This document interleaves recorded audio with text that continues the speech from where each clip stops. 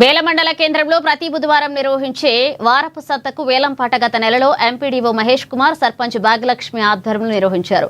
ఇక వేలంలో 10,21,000కు వారపు సంతను సొంతం చేసుకున్న పొత్లే అజయ్ గ్రామ పంచాయతీకి విధించిన సమయానికి 35% డబ్బులు కట్టకపోవడంతో అతని స్థానంలో నీపుంగి అనిల్ అప్పగించారు. ఇక నిర్వహించే వారపు సంతలో మంచినీటితో పాటుగా మౌలిక వసతులు కల్పిస్తామని కార్యదర్శి తెలిపారు.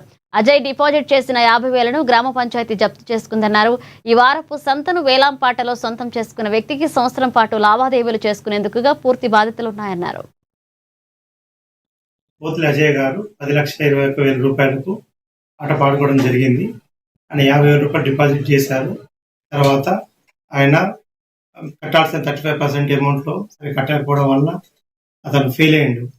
కాబట్టి డబ్బులు కట్టడానికి విఫలమైనందున రెండో టెండర్ పాడుకున్న వ్యక్తికి మేము ఇవ్వడం జరిగింది. 10,20,000 రూపాయలకు అతను పాట పాడడం జరిగింది. ఈ రోజున అతను 35% పేమెంట్ మనకు ఇవ్వడం వల్ల అతని టెండర్ అతనికి అప్పగించడం జరిగింది.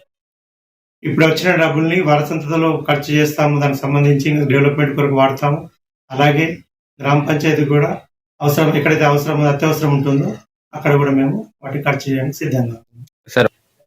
వెజిటేబుల్ షాప్ 70 రూపాయలు తీసుకోవడం జరుగుతుంది. Meet shop 100 rupees, chicken shop 100 rupees, cloth shop 100 rupees, readymade shops 100 rupees, onion and potato వాటికి 100 రూపీస్, స్టేషనరీ షాప్ 50 రూపాయలు, కిరాణా షాప్ 100 రూపీస్, అలాగే 100 రూపీస్, హోటల్ నిర్వహించిన వాళ్ళు కూడా 100 రూపాయలు ఇస్తారు సార్. మళ్ళీ గ్రామ పంచాయతీ తీర్మానం చేసి ఒక 20% వరకు పెంచుకునే అవకాశాన్ని కూడా కనిపిస్తుంది. అతనికి నష్టం వచ్చిందని చెప్పడం వల్ల గ్రామ పంచాయతీ అతను కొంత అమౌంట్ రద్దు చేయడం జరిగింది. ఈ పశువుల సంత లాస్ట్ టైం బక్రీద్ సందర్భంలో పశువుల వేలంకి పోలీసు వాళ్ళు అడ్డంకులు కలిగించారు. ఇట్లా పాడుకోవద్దంటే అతను నిర్వహించలేకపోయినందువలన అతనికి నష్టం జరిగినందువలన గ్రామ పంచాయతీ